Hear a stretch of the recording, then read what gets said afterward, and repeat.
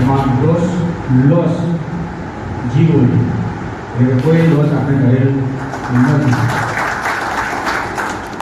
Administrative જે expensive છે એમાં કોમ્પ્યુટર રિપેરિંગ એક્સપેન્સિવ 1950 રૂપિયા છે.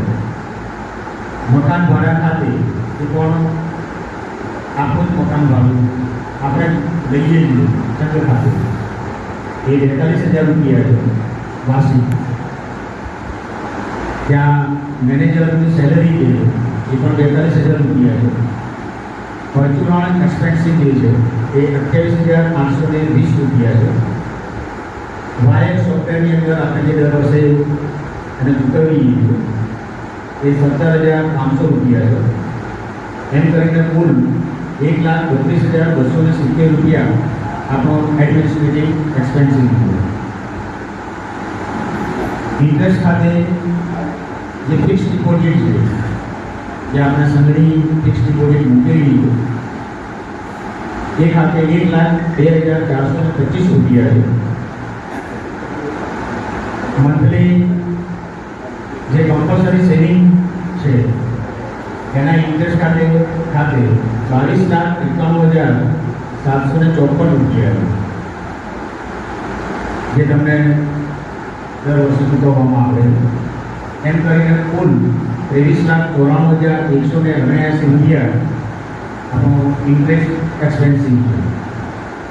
અધર એક્સપેન્સિવની અંદર ઓડિટ ફી 12,000 રૂપિયા છે, જે આપણે ઓડિટ અંદર ચૂકવીએ.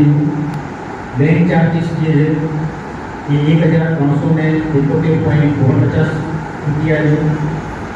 બ્રોડબેન્ડ ઇન્ટરનેટ જે આપણે વાપરીએ છીએ એના 5,750 રૂપિયા. કેલેન્ડર પ્રિન્ટિંગ એક્સપેન્સિવ જે છે એ 16,000 રૂપિયા છે. આ વખતે કેલેન્ડર આપણે છપાયા હતા, મંડળીએ છપાયા હતા, કોઈ જાહેરાત તો નથી લીધી. મહામંડળ ડોનેશન જે એકાઉન્ટ છે એ 5,016 રૂપિયા છે. આપણા જે સેવકભાઈ છે એનો સફાઈનો ખર્ચ છે 7,200 રૂપિયા, એટલે 600 રૂપિયા લીધા છે. હમણાં વધારવાની વાત થઈ.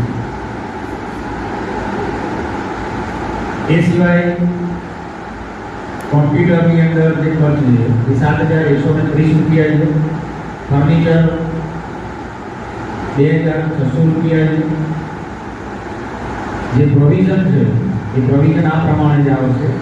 સભાસદ બોનસ ફંડ 12 લાખ રૂપિયા છે. સન્માન લેણા ફંડ જે છે એ 1 લાખ રૂપિયા છે. એમ કુલ 13 લાખ રૂપિયા આપણે પ્રોવિઝન રાખેલું છે. અને એ બધું વાત કરતા નેટ પ્રોફિટ જે છે એ 10,59,212.51 રૂપિયા. ટોટલ આપણો જે એક્સપેન્સિવ બધા સાથે ગણીએ તો 49,42,813 રૂપિયા છે. એમાં ઇન્ટરેસ્ટ જે આપણને મળી આવક ખાતે એમાં બેંકનું જે ઇન્ટરેસ્ટ છે એ 15,403 રૂપિયા છે.